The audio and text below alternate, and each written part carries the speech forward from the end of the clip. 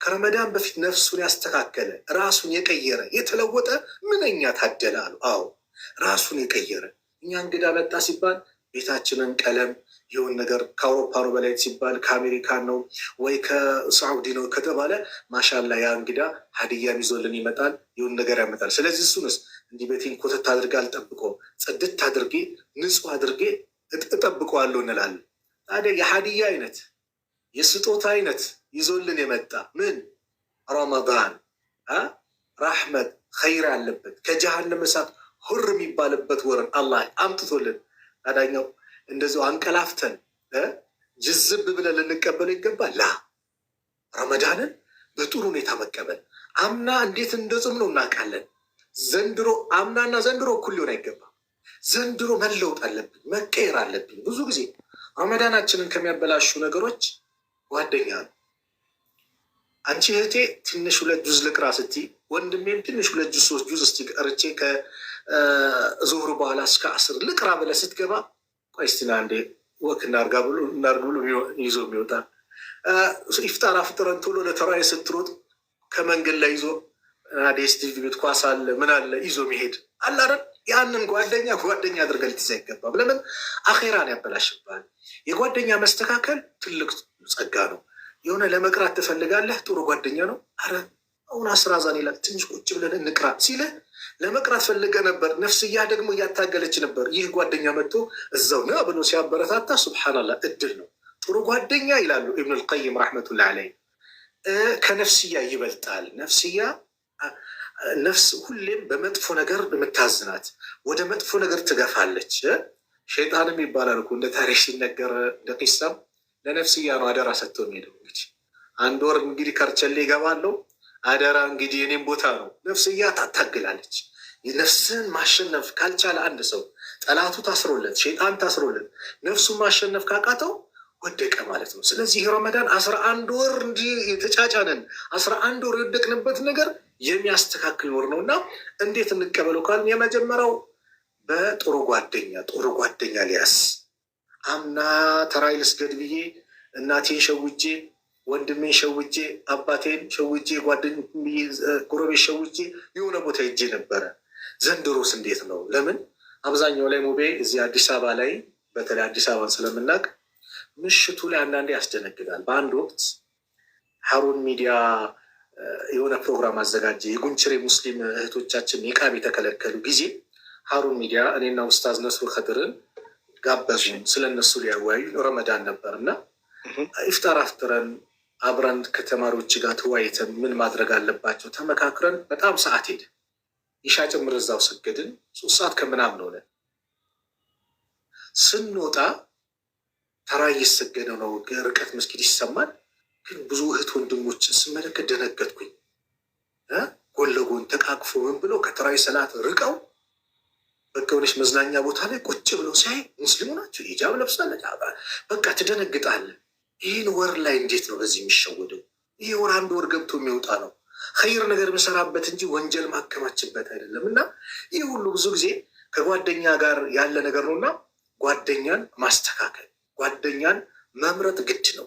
ሌላ ሁሉ ከወንጀል እስትግፋር ማድረግ ነው። ያው እንዳልኩን ቅድም ቤታችንን ንጹህ አድርገን እንደምንቀበለው እኛም ቀልባችን ንጹህ፣ ምላሳችን ንጹህ፣ ጆሮአችን፣ አይናችን ረብ አሁን ረመዳን ነው ቢያንስ መቆጠብ አለ። ረመዳን ነው። ብዙ እህቶች ማሻላ ሂጃብ የማይለብሱ እህቶች ረመዳን ላይ ይለብሳሉ። ምንድን ነው የሚያስፈልገው? ዱዓ ያ ረብ ይሄ ሂጃብ እንድቀጥልበት ብላ እህቴ ዱዓ ልታደርግ። ወንድም መስጊድ ይገባል። እንደ ያ ረብ ይሄን ግንባሬን 11 ወር አርቄው ነበር አንተን ከመገዛት ለአንተ ከመደፋት ርቄ ነበረ። አሁን ግን ይኸው ዝቅ እያልኩ ነው። የአላህ አጽናኝ ማለት ነው። ለምን ብዙ ጊዜ ገብተው ሰው ከረመዳን በኋላ የሚወጣው በጓደኛ ነው። ጓደኞችን ለ1 ወር ይርቃቸውና እነዛም ጓደኛ መልሶ ሲገናኛቸው ይስቡታል። ስለዚህ መራቅ ለምን አኼራን ያበላሽብናል። ይኸው እያየን ይህ ወቅት እኮ ላይ ያላስተማሩ መች ሊማር ነው? ለምን ሞቱል ፉጃ ድንገተኛ ሞት እየበዛ ነው። ለትላንትና ወዲያ ድንግጥ አልኩኝ። አንድ አባት መስጊድ ላይ ሳስተምር አይቻቸው ከዛ በነጋተው ከሌኮ ሞቱ ስባል ድንግጥ ትላለህ። በሰላም ቁጭ ያሉ ሰው እንግዲህ አጀል ሲመጣ ጤና አለ። ሞት ህመም አይፈልግም። ሞት የሆነ ምክንያት አይፈልግም። ቁጭ ባለበት ይዞን ይሄዳል። ውሃ እየጠጣን ይዘውን ይሄዳል። በተኛንበት በዛው እንሄዳለን። እራት ከቤተሰቦቻችን በልተን ተጫወተን ምን ብለን በቃ እንቅልፍ መጥተዋል እንተኛ ስንል የሄደ ብዙ አለ። ስለዚህ ይህ ወቅት ላይ ደግሞ ምን የምንተማመነው ነገር አለ? ሁሌ ዝግጅት እስትዕዳድ ያስፈልጋል። ዝግጅት ለአኼራ ዝግጅት ያስፈልጋል። እና አላህ ስብሓነሁ ወተዓላ ደግሞ እጅግ መሀሪ ሩህሩህ አዛኝ የሆነ ጌታ ነውና ሊቀበለን ተዘጋጅተዋል።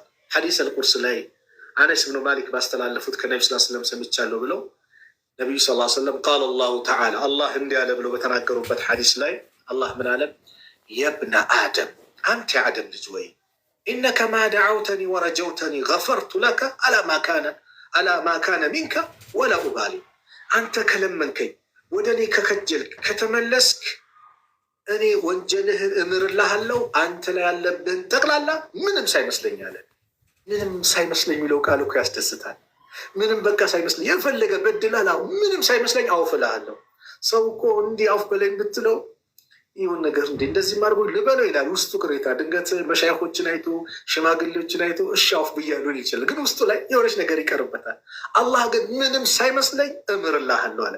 የብነ አደም አንተ የአደም ልጅ ወይ ለው በለገት ዙኑቡከ አናነ ሰማ ወንጀልህ የሰማይ ጣራ ቢደርስ ثم استغفرተኒ ከዛ ያ ረቢ ማረኝ ወንጀል ያጎበጠኝ ደካማ ነኝ ምህረት ለግሰኝ ካልከኝ ገፈርቱ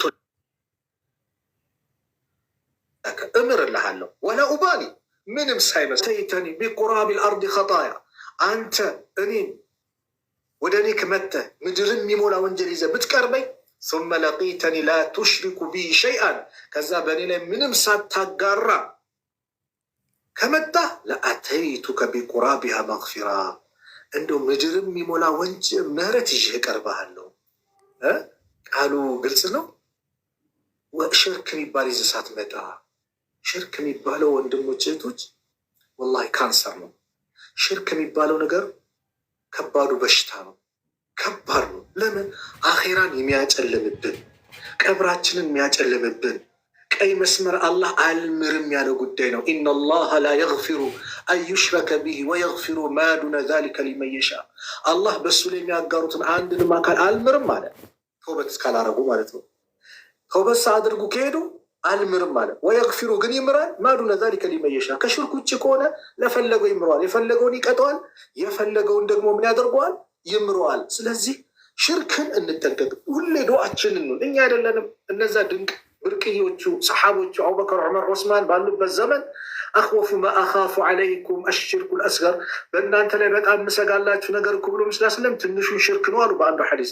በሌላ ሐዲስ ስለ ሽርኩ በጣም ሲናገረው አሁንም በእኛ ላይ ትፈራለህ አሉ። አሁንም እንደው እንትን ይላሉ ብለህ አዎ፣ ሽርክ የሚባለው ነገር ከባድ ነው። ጨለማ ላይ ጥቁር ድንጋይ ላይ ጉንዳን ሴት ታያላችሁ አናየም። ሽርክ ማለት እንዲህ ነው የሚገባው ሲሉ ሰሓቦቹ ደነገጡ። ታዲያ ምን እናድርግ? ጠዋት ማታ ዱዓ አድርጉ። አላህ ወይ አንተ ላይ አውቆ ከማጋራት በአንተ እጠበቃለሁ፣ ሳላቅ ማጋራውን ደግሞ ማሬን ብላችሁ ለምኑ አላህን። ስለዚህ አላህ ከዚህ እንዲጠብቀን ዱዓ የምናድርግበት ነው። ስንመለስ የሚደሰት ጌታ ነው። ወላሂ ረቡል ዓለሚን ሱብሓነላህ እንደሱ አይደለም፣ የሚደሰት ጌታ ነው። የፈለገ በድለ ነው አመቱን ዘለን ጨፍረን ምን ብለን እንደው አመቱን ዘለህ ምናምን ሸይጣን ነው እንደዛ የሚለው። ሸይጣን አመቱን ዘለህ ሸማይዝን አሁን ትመጣለህ አታፍርም አንተ አሁን ጥሩ ሰው መስለህ ይልሃል። ለምን? በዛው መንገዱ እንድንቀጥል ማለት ነው። የአላህን መንገድ እንድንርቅ የእሱ መንገድ እንድንይዝ ከእሱ ጋር አብረን ጀሃነም እንድንገባ የሸይጣን ፍላጎት ምንድን ነው? አመቱን ሙሉ ይልሃል። አላህስ ና ነው እደሰትብሃለሁ ነው። አላህ ከተደሰተ ሸይጣን በእኛ ላይ በመመለሳችን ከተከፋ ከዚህ በላይ ምን አለ? ሸይጣን ይከፋል። ተውባ ስናደርግ ይበሳጫል። ነቢዩላህ ሱለይማንን ይባላል አናገራቸው። እሳቸው ማወያዩት አናገሩት እና እንዴት ነው ሰው ፈለግንባቸው ቦታ ይዘናቸው እንሄዳለን። ሶስተኞች ግን አስቸገሩ። ዛሬ አታለልናቸው ሸነገልናቸው ስንል ነገ አስተግፊሩላህ ይላለዋል። ማረን ብሎ ወደ አላህ ይመለሳል። እነዚህ አዛ አድርጉ ወይ ወደዛ ይመጡ ወይ ወደዛ ይመጡዋል። አየህ፣ ሸይጣን በተመለስን ቁጥር ይከፋል። አላህ ደግሞ ወደ እሱ በቀረብን ቁጥር ይደሰታል።